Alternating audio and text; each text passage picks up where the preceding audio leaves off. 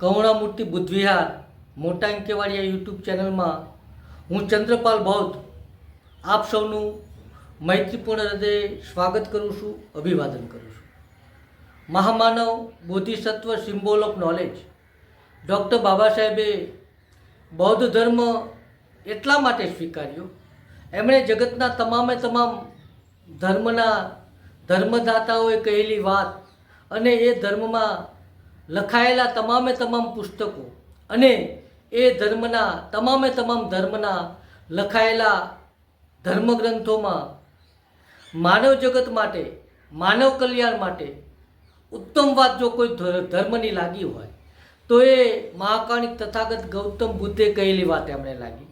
એટલે એમણે બૌદ્ધ ધર્મ અંગે એક જગ્યાએ કહેલું, ડૉક્ટર બાબા સાહેબ બૌદ્ધ ધર્મ અને બુદ્ધિઝમ અંગે કહે છે, I believe my people will sacrifice everything to establish Buddhism in India. એટલે કે મને વિશ્વાસ છે કે મારા લોકો બૌદ્ધ ધર્મને સ્થાપિત કરવા માટે પોતાનું સંપૂર્ણ જીવન એ કુરબાન કરશે, સમર્પિત કરશે. કારણ કે બૌદ્ધ ધર્મમાં આપણે જોઈએ તો બૌદ્ધ ધર્મને માત્ર સ્વીકારો એટલી જ વાત નથી, પરંતુ એને તમે જાણો, સમજો, પ્રશ્નો કરો અને એ પ્રશ્ન થકી જીવનમાં થતી મુશ્કેલીઓનો જો એમાં તમને ઉકેલ મળતો હોય એવું લાગે તો જ કહી શકાય કે ખરા અર્થમાં બૌદ્ધ ધર્મ એ ધર્મ છે.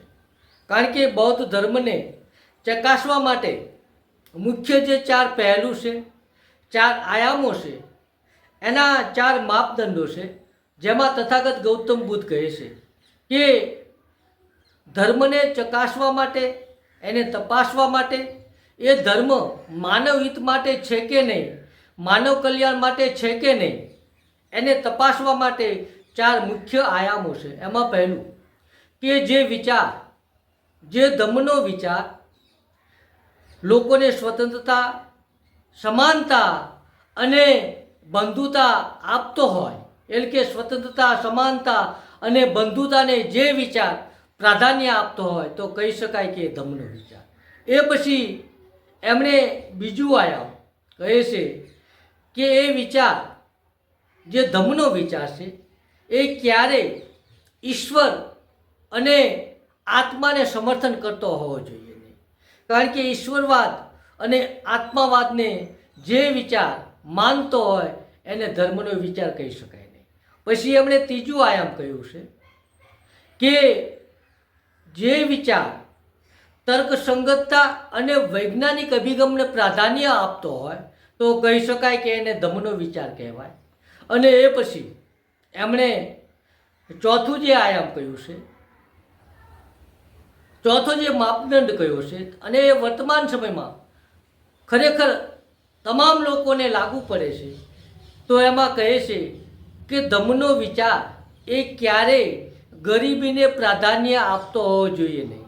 કારણ કે ગરીબ વ્યક્તિ પોતાનું કુટુંબ પરિવારનું ગુજરાન માંડ ચલાવી શકતો હોય, પોતાના કુટુંબ પરિવારનું ગુજરાન ચલાવવામાં પણ જો એને મુશ્કેલી પડતી હોય તો એ ધર્મના વિચાર ઉપર ક્યાં સુધી ચાલી શકશે અને એનો પ્રચાર કઈ રીતે કરી શકશે. તો અહીં ડૉક્ટર બાબા સાહેબના આ વાક્યથી હું મારી વાતને વિરામ આપું છું. ડૉક્ટર બાબા સાહેબ કહેતા ધર્મ અંગે, બૌદ્ધ ધર્મ અંગે, I believe my people will sacrifice everything to establish Buddhism in India. સૌને જય ભીમ, નમો.